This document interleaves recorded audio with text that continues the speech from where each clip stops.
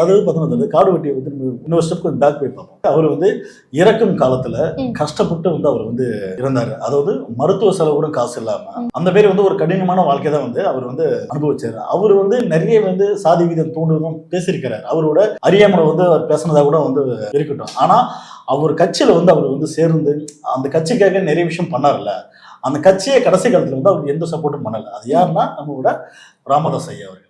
அவர் வந்து சாகும் காலத்துல உயிருக்காக பார்த்தோன்னா போராட்டி பேத்துறாரு. ஸோ மருத்துவ செலவுக்கு காசு கேட்கறாங்க போயிட்டு ராமதாஸே இல்லைன்ட்டார், அவ்வளவுதான் இங்கே பாருங்க அப்படின்ட்டாரு.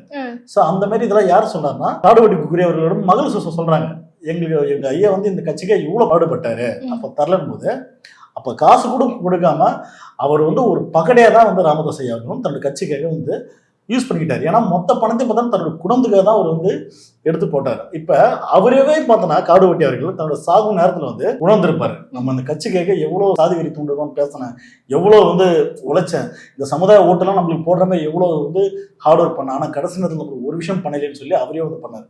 அப்ப காடுவெட்டி குக்குறவர்களே வந்து நம்ம பேசணும் தப்பு தான், இதை நம்ம மாத்திருக்கணும், இப்படி பேசிருக்கூடாது, நம்மளோட பிள்ளைங்களை நம்மளோட ஜென்ரேஷன் வந்து படிக்க சொல்லியிருந்துருக்கணும், படிச்சுட்டு வெளியே போடா, ஜாதி மதம் பேதம் பார்க்காதீங்கடா, எல்லாம் ஒற்றுமை வாழ்றா அப்படின்னு மேபி அவர் கடைசி காலத்துல வந்து கண்ணீர் விட்டு இருக்கலாம்.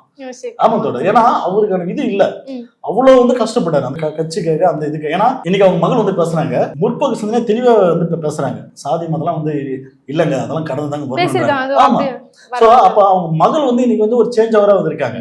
அப்ப இவரை ஃபாலோ பண்ற தப்பா ஃபாலோ பண்ணக்கூடிய ஆட்கள் பார்த்தீங்கன்னா இன்னும் அந்த மாதிரி தான் வந்து வாழ்றாங்க. அதாவது முதல்ல காடுவெட்டி குருவர்களே முதல்ல பாருங்க, அவரோட லைஃப்ல எடுத்து பார்த்தாவே உங்களுக்கு ஒரு நல்ல ஒரு பாடமா தான் இருக்கும். அதையும் தாண்டி நம்ம இன்னொரு பாயிண்ட் ஒன்று பேசணும். காடுவெட்டி குருவர்களே பார்த்தோன்னா மக்கள்கிட்ட எவ்வளவு பேட்டி கொடுத்துட்டாரு. அதாவது பார்த்தோன்னா எங்க சமுதாய ஆட்களே பார்த்தோன்னா நாங்க ஆண்ட பரம்பரை பேண்ட பரம்பரைலாம் வந்து இல்லைங்க, எங்களோட சமுதாய ஆட்களே பார்த்தோன்னா அன்றாட காட்சியாகவும் ஆடு மேய்ச்சணும் மாடு மேய்ச்சணும் கூலி வேலை செஞ்சு தாங்க வந்து வாழ்றான், தலித்தை விட நாங்கள் வந்து இன்னும் ஏழ்மை தாங்க வாழ்றேன், கொட்டாலையும் மாட்டு கொட்டாலையும் குடிசல் தாங்க வாழ்றேன் அப்படின்றாரு. ஆனா உண்மை அப்ப அப்படின்னா தலித்துங்க இவங்களுக்கு பார்த்தோன்னா பெரிய வேரியேஷன், பொருளாதார ரீதியா பார்த்தோன்னா பெரிய வேரியேஷன் கிடையாது. உழைக்கும் மக்கள் தான் இவங்களும் பார்த்தோன்னா அன்றாட கூலிக்கு தான் போறாங்க, இவங்களும் பார்த்தோன்னா அன்றாட கூலிக்கு தான் போறாங்க. ஆனா இதெல்லாம் மறைச்சிட்டு ராமதாஸ் ஐயா போன்ற ஆட்கள்லாம் பார்த்தோன்னா நம்மளாம் யாரு ஆண்டு பரம்பரைடா, நம்மளாம் ஒரு கௌரவம் இருக்குடா அப்படின்னு ஒரு சாதி வெறி தூண்டி விதமா அது சாதி ஓட்டு வாங்குறது. அவ்வளவு